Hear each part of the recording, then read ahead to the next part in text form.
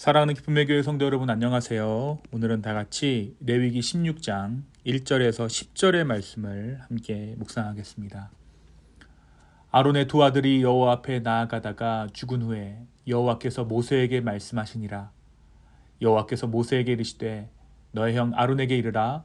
성소의 휘장한 법궤 위 속죄소 앞에 아무 때나 들어오지 말라. 그리하여 죽지 않도록 하라. 이는 내가 구름 가운데에서 속죄소 위에 나타남이니라.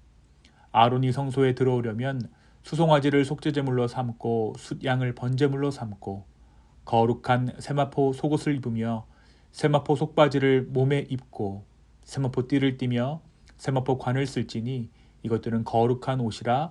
물로 그의 몸을 씻고 입을 것이며 이스라엘 자손의 회중에게서 속죄제물로 삼기 위하여 숫 염소 2마리와 번제물로 삼기 위하여 숫양 1마리를 가져갈지니라.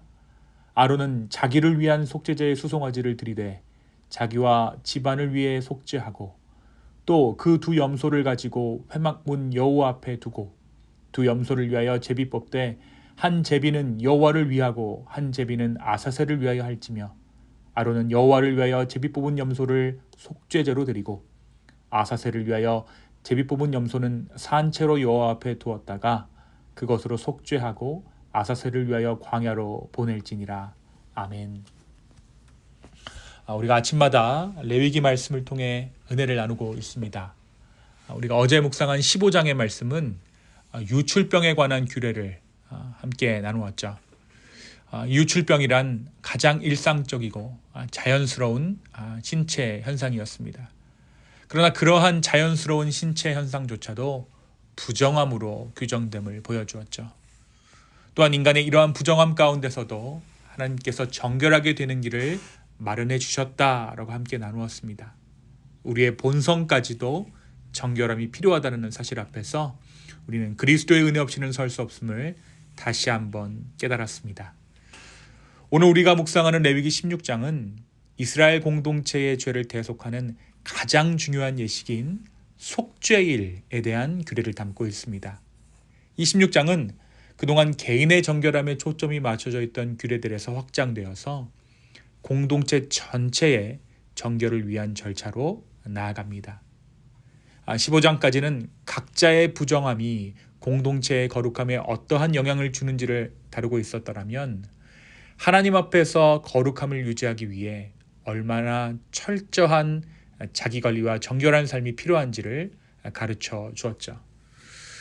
그런데 이 16장에 들어서서는 그 모든 개인과 공동체의 죄를 단번에 속죄하시는 하나님의 은혜가 강조됩니다. 특별히 오늘 우리가 묵상하는 레위기 16장 1절에서 10절까지의 말씀은 대제사장 아론의 두 아들 나답과 아비후의 죽음 사건을 언급하며 시작됩니다. 그들은 하나님께서 명령하시지 않은 다른 불을 담아 분향하다가 하나님 앞에서 죽임을 당한 자들이었습니다.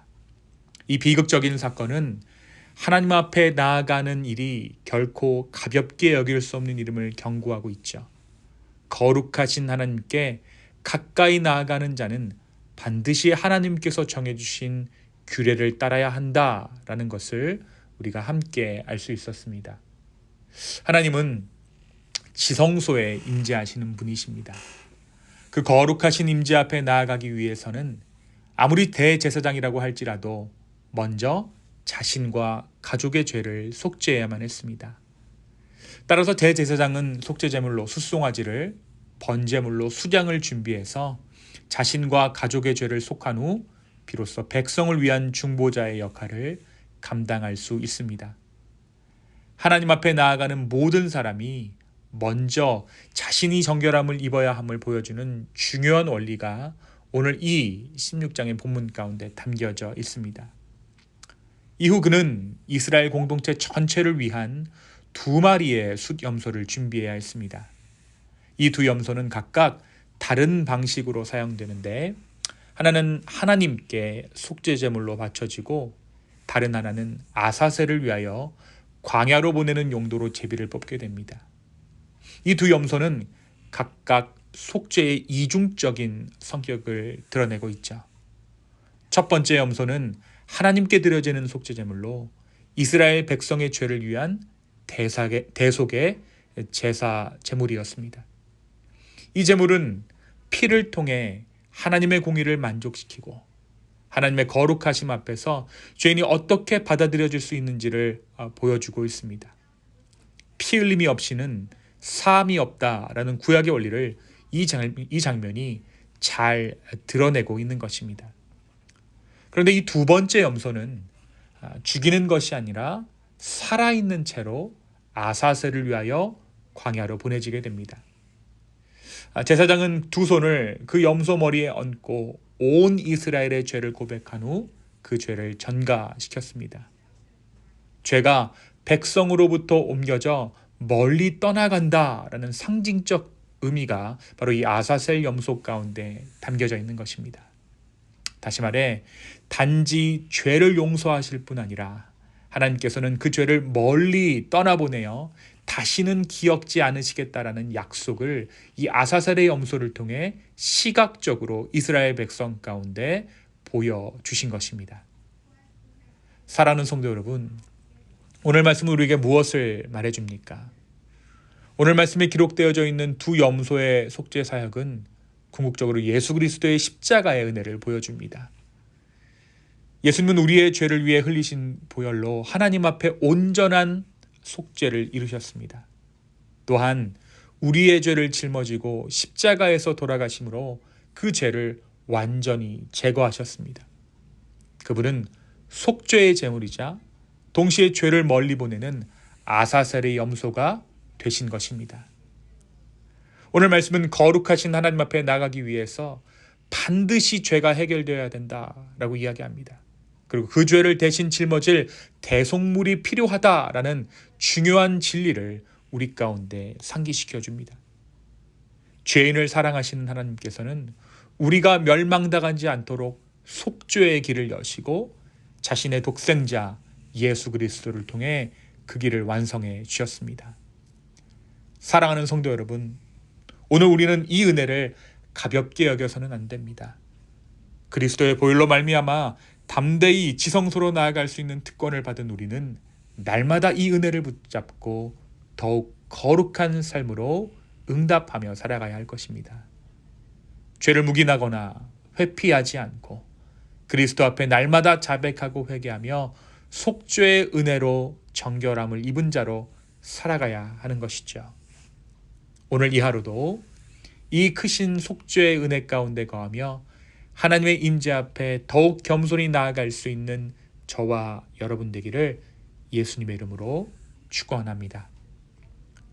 두 번째로 오늘 말씀은 속죄함뿐만 아니라 예배자로 살아가는 은혜에 대해서 이야기하고 있습니다. 우리는 그리스도의 은혜로 그리스도의 대속으로 죄사함, 속죄함을 받았습니다. 이것은 단지 우리가 죄 용서를 받았다는 사실만을 의미하는 것이 아닙니다. 이것은 이전에는 모든 행위가 죄로 간주되었던 우리가 이제 예배자로서의 삶을 살아가게 되었다라는 것을 의미하죠. 이제 우리는 그분의 대속으로 말미암아 오늘 하루의 삶을 예배자의 삶으로 살아갈 수 있습니다. 나의 어떠한 말, 어떠한 행동도 하나님 앞에서 행하는 것으로 여겨지게 된 것이죠.